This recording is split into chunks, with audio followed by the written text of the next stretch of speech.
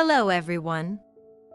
Welcome to the continuation of our Calm series exploring the book Our Home, Nosso Lar, by André Luiz, a spiritual narrative about life after death, responsibility, and the gradual maturation of consciousness through service. Chapter 43 is titled, In Conversation. This is a deeply reflective chapter. It does not describe great events or solemn speeches as in the previous chapter. Instead, it presents a calm discussion between spirits who are trying to understand the situation on Earth during the war.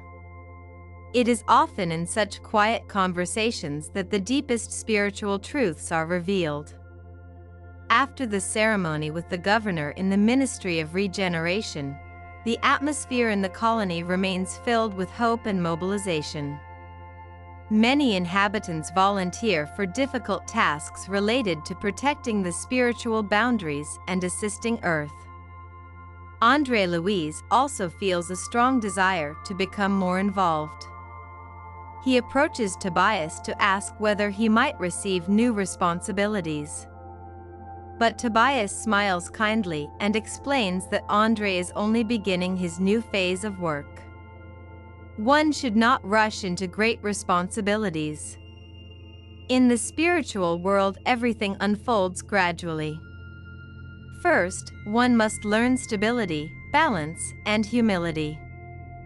For this reason, Tobias advises him to enroll in the School of Overcoming Fear. This seemingly simple task carries profound spiritual importance. Soon afterward, André meets Lygias, who invites him to join a conversation with one of the ministers of regeneration, Benevenuto.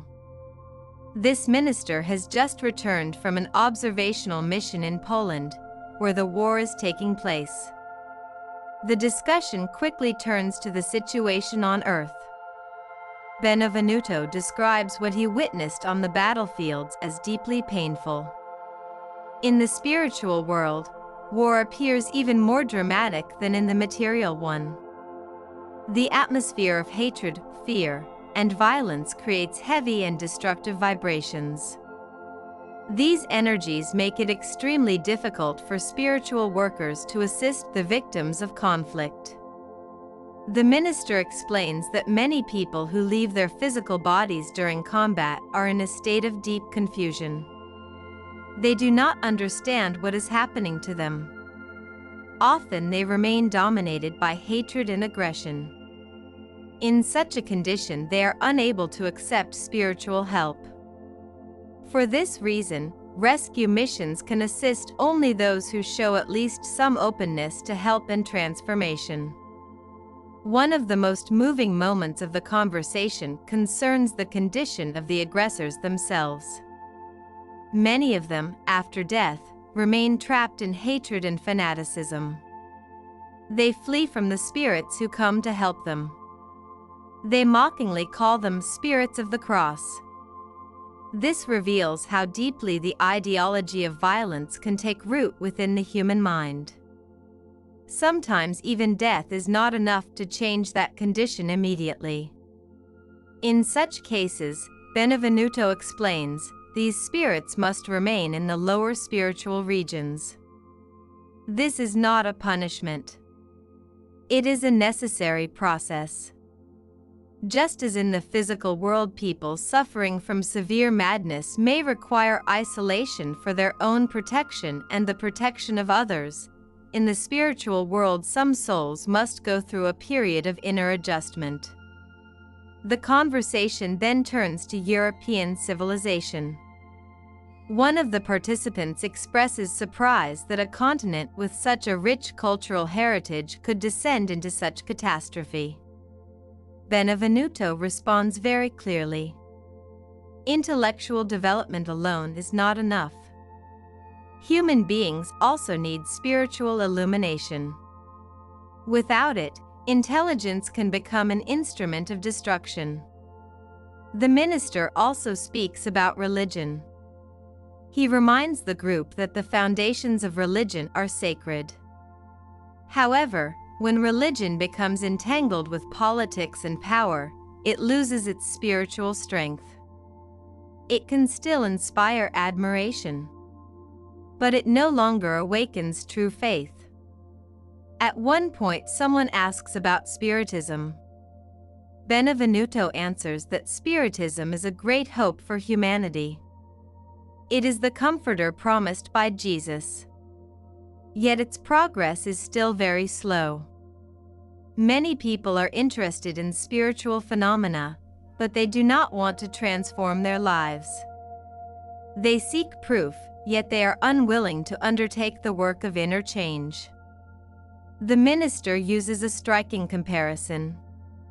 Some researchers treat mediums like experimental objects. Others behave like patients who have already been healed but still fear using their own legs.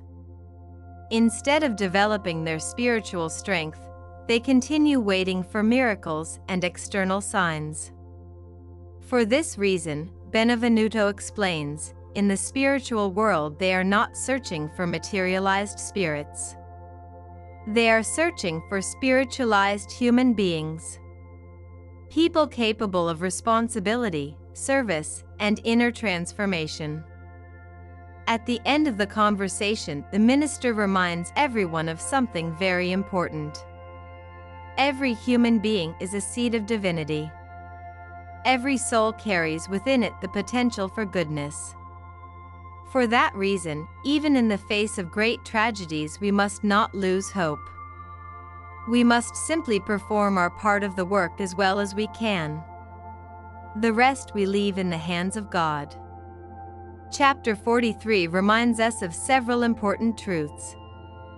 That war reveals not only human suffering but also humanity's spiritual confusion. That intellectual progress without moral development may lead to catastrophe. That religion without true spirituality loses its power. And that the transformation of the world begins with the transformation of the human heart. This is a very calm chapter. Yet it is also profoundly deep. It reminds us that the true hope for humanity does not lie in technology or the power of nations. It lies in the spiritual transformation of each human being. And it leaves us with an important question. Are we seeking in spirituality only signs and proofs? Or are we truly willing to transform our lives? In the next chapter, André Luiz will continue learning about the spiritual laws governing life in the colony. The journey continues. See you soon.